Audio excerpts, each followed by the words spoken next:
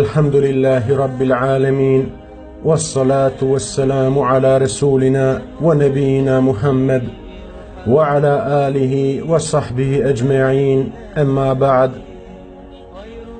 Kada se završi dunjalučko umiranje, nestane zemaljskih i nebeskih stanovnika, kada se više ne budu čuli zvukovi njihovih života i pokreta i ne bude nikoga na dunjaluku osim uzvišenog Gospodara, koji je oduvijek i zauvijek jedan jedini, tada će neživa stvorenja biti iznenađena pozivom na proživljenje i naredbom da stanu pred Gospodara svih svjetova.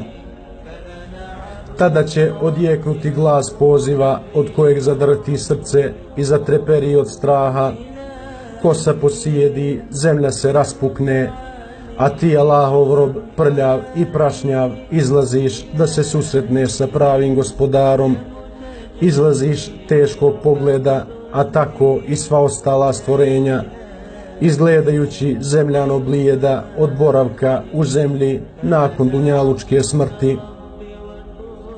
Može li se zamisliti ta situacija kada svi u takvoj gužvi i košmaru, goli, bosi, prašnjavi, isprepadani, niko nikoga ne gleda i ne primjećuje od vlastite muke, smrtno šutljivi, jedino se čuje zvuk hodanja, tako svi skrušeni staju na mjesto obračuna, i ljudi, i džini, i sve njihove generacije, sa svim vladarima koji više nemaju vlast i koji su sada najponizniji, najpokorniji, baš suprotno od položaja na dunjaluku gdje su se oholili.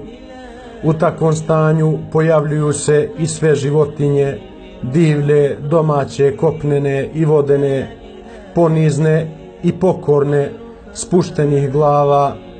Potom dolaze šejtani u najvećem poniženju, skrušenosti i poslušnosti kakvu dosad nikada imali nisu.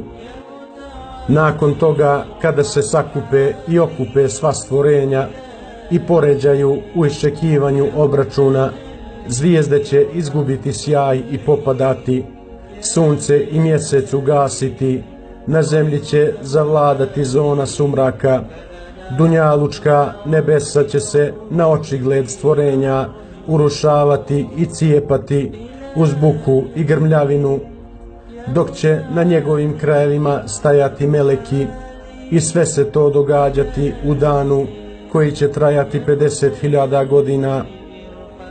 Tada će se spustiti i meleki ogromnih tijela i nebrojanih krila uz glasove koji slave uzvišenog Gospodara.